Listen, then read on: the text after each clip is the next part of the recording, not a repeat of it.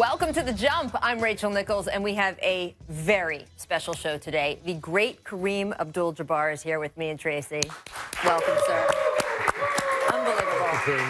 Six-time champion, six-time MVP, 19-time All-Star, and oh, by the way, he's still the NBA's all-time leading scorer. Welcome. We really appreciate you being here. Thank you very much, Rachel. It's nice to be here. This is the happiest I've been on the show, Rachel, by the way. Well, it's definitely the happiest you've been in 24 hours, so I know that. Yeah. We're so thrilled that Kareem is with us, and not just because of his basketball greatness, but also his contributions to the greater American conversation.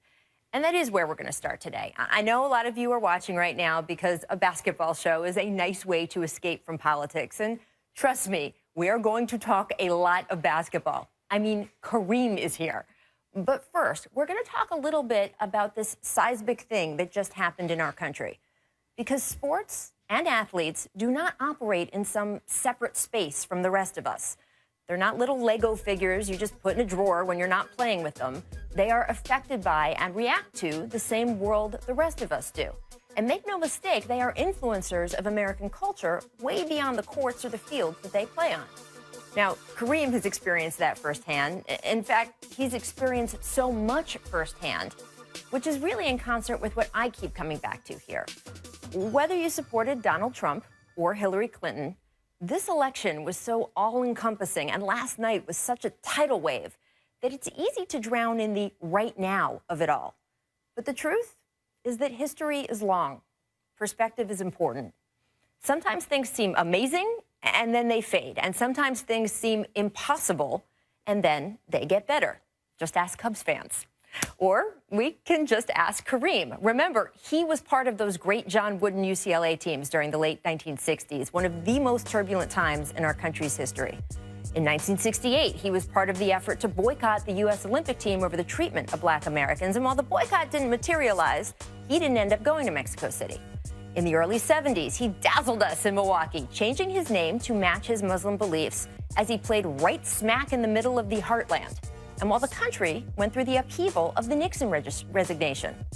And then in the late 70s and 80s, as a Laker, he was part of some of the greatest teams in NBA history, as once again, the country around him completely reshaped itself over and over again.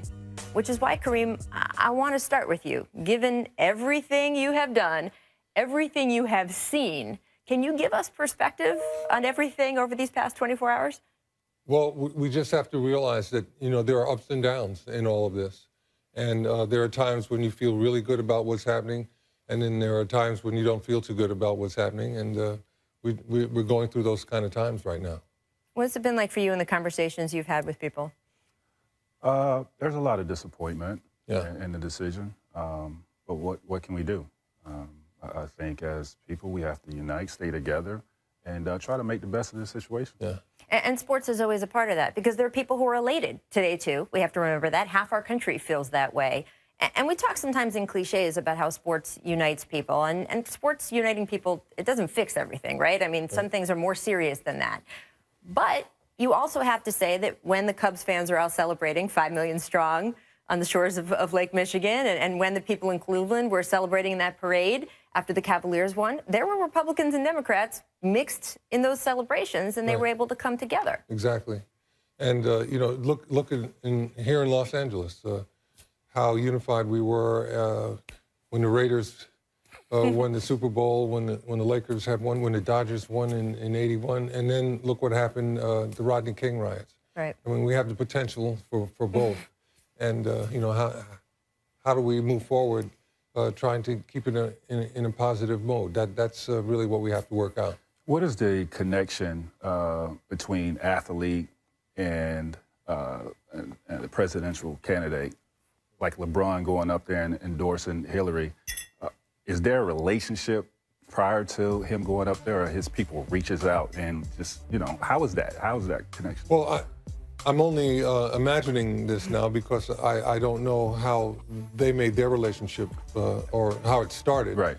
But, for example, in my case, I went to the White House for a day of jazz back in the 90s when Bill was president. And I got to meet the Clintons and developed a friendship. And it went from there. But it all depends. And sometimes they might just hear about what your politics are all about and say, hey, we got to get that guy, you know. And everybody wants to know what LeBron thinks, and certainly I'm sure he did a good job as a surrogate. And that speaks to how athletes are these influencers in our society, maybe now as much or more than ever. And we saw a bunch of social media posts from a lot of those athletes over the past 12, 24 hours. LeBron James specifically talked about having hope for the future and the, you know, sort of continuing on with his message. You had J.R. Smith here, we see, saying, gee, what am I going to tell my little girl? He was, you know, wondering. You have CP3 saying, I got to wake up and go harder. You have Jabari Parker feeling very concerned about racism in America. And then Kevin Love, you finish up with saying, hey, I wish Coach Wooden were still alive, which I'm sure is a sentiment that you share as well. Talk about leadership. You know, we got some good leadership there. But I think, look, I'm a Black American. I'm a Muslim, and for me to wake up this morning and find out that my country has embraced a racist as the commander-in-chief, that bothers me. You know, it makes me wonder about, you know, where I live and, you know, what it really is all about. It puts a lot of questions in your mind, and I think that really is, you know, what we all dealt with this morning and what really is going on here. We really want to know about that. So what should these athletes, and some of the guys I mentioned were guys who have grown in their political activism over the past 2, 3, 4 years. We've seen this rise of the activist athletes maybe hearkening back to more of the beginning of your era. And I think some of them are sort of struggling maybe publicly online with what to do right now. Tracy, if you were LeBron James, if you were Chris Paul, what would you do sort of with yourself now that you have been politically activated the way these guys have? I think, you know, you have to continue to be that way. You know, just because things didn't turn out the way that a lot of us wanted to, we have to continue to unite. We have to continue to inspire our youth and let them know what they're still capable of doing. Be an inspiration to our youth. And we can't look down just because we disagree with, you know, what transpired last night. And we just got to continue to progress and move forward. And let's leave even last night's election aside. With that rise of athlete activism, we've been talking about it for months here, and I think they just showed the picture, Kareem, of you in that famous summit with Muhammad Ali in 1967. Carmelo Anthony used that photo at the beginning of the summer when he was sort of describing his desire to become more active and calling on other athletes to become more active. We saw Colin Kaepernick with his anthem protests and the NFL players who followed along with him. What have you thought as you watched, say, Carmelo make this statement, the guys up at the ESPYs, Kaepernick? What have you watched I thought, have you watched that unfold? Well, I'm really happy to see that the understanding of what you have to do in order to participate has started to spread amongst professional athletes. I'm glad to see them becoming involved.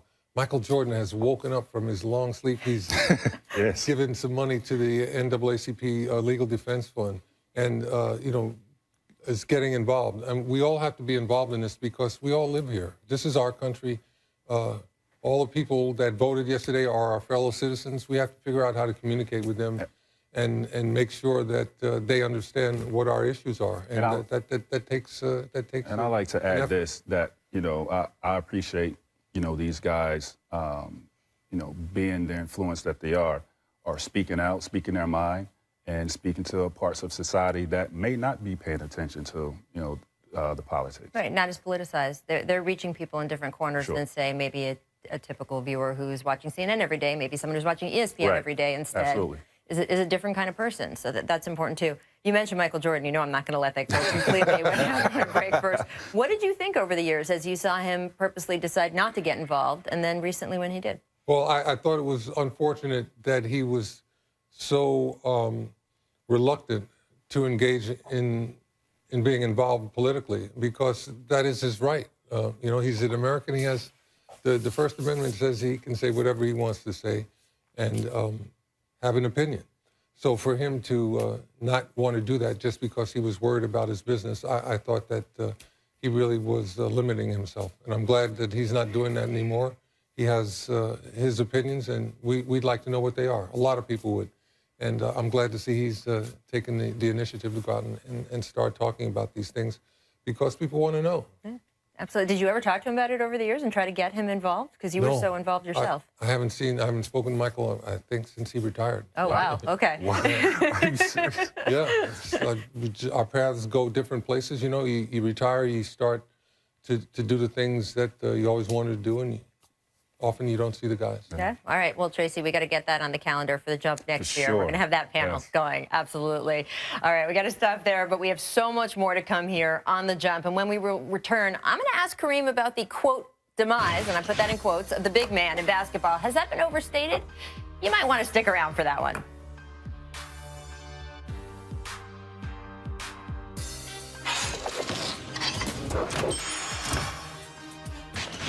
That is a clear benefit. Anthony Towns is a man's jam. I mean, this is tremendous. The finish, he makes you pay. Lopez gets there a little bit too late.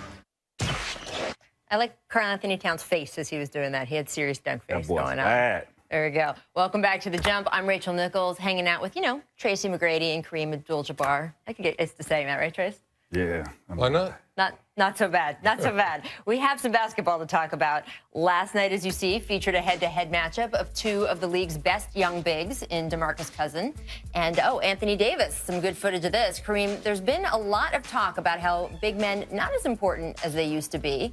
But come on, has that been overstated a little bit? I think it has been overstated. The big man can deliver if he's been prepared and has some moves and capabilities in the paint, and if the people get him the ball in certain spots, the big man can score for you and cause the defense to collapse, which does good things for the guys on the perimeter. And we will now hear from a perimeter. I just think it's been overshadowed, by the guard play, point guard. Yeah. Kyrie Irving, Steph Curry. It's a golden age, right? Guards, Yes, right? absolutely. We have legitimate big men that can play. I mean, elite players, Anthony Davis, Karl Anthony Towns is coming into his own, and Boogie Cousins.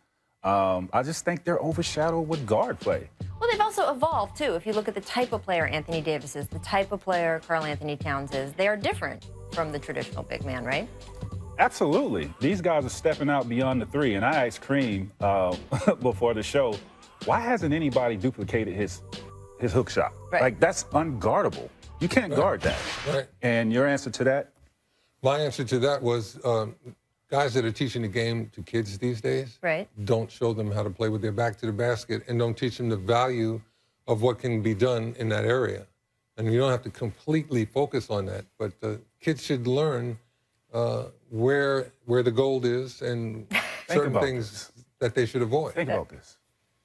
30, 33, how many points? 38,000. 38,000 points. Would you like some of those? Learn how to do this. right? With this. Come on. And nobody's duplicated his move. Plus, I didn't have to take a beating. Right. That was the whole thing. I did it without getting beat on because of the way that I developed my moves in there. They really couldn't beat on me. I kept moving and avoided all of that, and I was able to have a long career. Kids, you can play 20-plus years developing this. Big man. He didn't take a beat. He still looked like he could go out there and play. Well, that kind of leads me to the next thing I wanted to ask you guys. You already want to say, wish I could. Oh, wish I could. Well, you both, that's been about the contracts, right? Every time this comes back to that on this show, they're like, did you see how much money these guys have been making lately? But I did want to ask you how your game you think would translate today. You don't see guys doing your shots, so could you come in and do your shot in this game? Do you think with the rules of today, with the way the game is today, how do you think if we just smacked you in the middle of it, your game would translate today? Oh, I could get my shot off and score. It would also depend on what the coach thought about how they wanted to score. But when you can score inside like that and you're a good passer and you understand the game like that, you get double teamed. The guys on the perimeter are open and they have more space. They can get in a little bit closer. It really makes the game easier for everybody when you have that type of versatility. One, to piggyback off of him, absolutely he can, play in today's game. Well, he can play anywhere, but how, it slows the pace down. Yes. You control the pace. When you're playing these teams that likes to get up and down, you got a big guy that you could go to at any given time of the game and control the pace and throw the ball inside. I mean, that's any era, right?